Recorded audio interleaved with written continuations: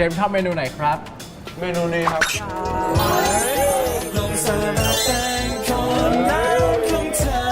เอาพวกเราออกกลับบ้านเถอะ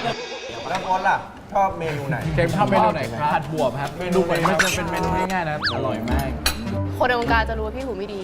ถึงขนาดที่แบบว่าพี่ไปถ่ายหนังใช่ป่ะ แล้วแบบผู้ช่วยผู้กำกับอะ